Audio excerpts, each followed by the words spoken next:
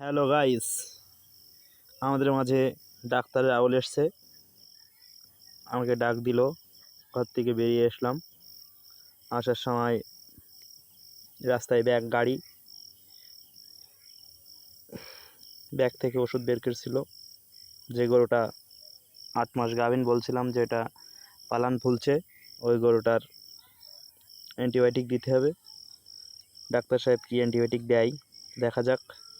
আমি ডাক্তারকে বললাম, ডাক্তার সাহেব কী অ্যান্টিবায়োটিক দেবেন? তাহলে ওটা 8 মাস গাভিন, তো যাতে বাচ্চা ছেপ থাকে, মক্সিলিন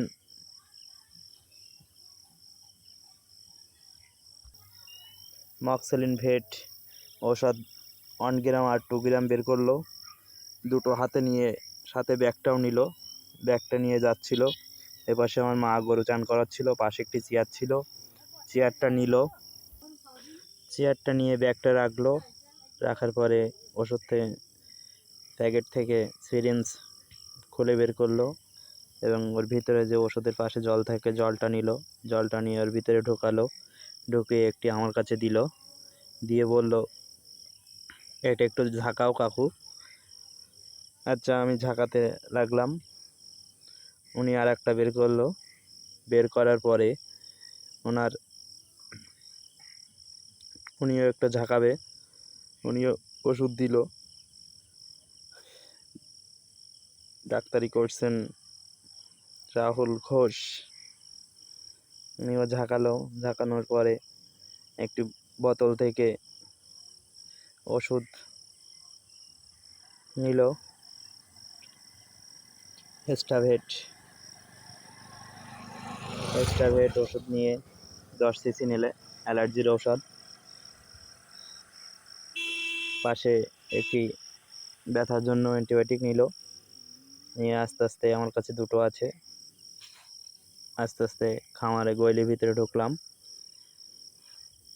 এপাশে গরু চান করাচ্ছিল মা। আমি এপাশে গরু ধরতে গেছিলাম, কিন্তু গরুটা এত ঠান্ডা যে গরুটা কেউ না ধরলেও একা একা ডাক্তার ইঞ্জেকশন দিতে পারে, বা আমিও দিতে পারি। এখন তারপরেও লেজটা চান করেছে, লেজটা ধরলাম। ডাক্তার একা একা ইঞ্জেকশন দিচ্ছিল। দেখেন বন্ধুরা, গরুটা কিন্তু একটু নড়ছে না। গরুটা খুব ঠান্ডা। এদিক ডাক্তারের সঙ্গে টুকটাকভাবে কথা বলছিলাম। লেজটা আমি ধরে রেখেছি। ডাক্তার একটার পরে আর একটা ইঞ্জেকশন দিল। মোট 4টে ইঞ্জেকশন দিতে হবে। দুটো দিল এক পাশে, এবার অন্য পাশে দেবে। যা এক জায়গায় দিলেই সমস্যা হতে পারে, তাই একটু সাইড ভাগ করে দিলেই ভালো হয়।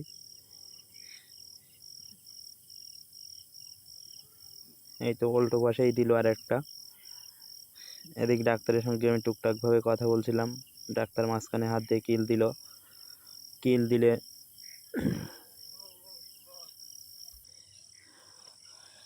একটা মারার পরে একটা মারলো। এবার 4টে শেষ বলল।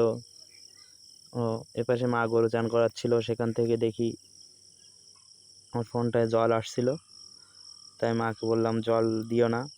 পরে ফোনটা হাতে নিলাম।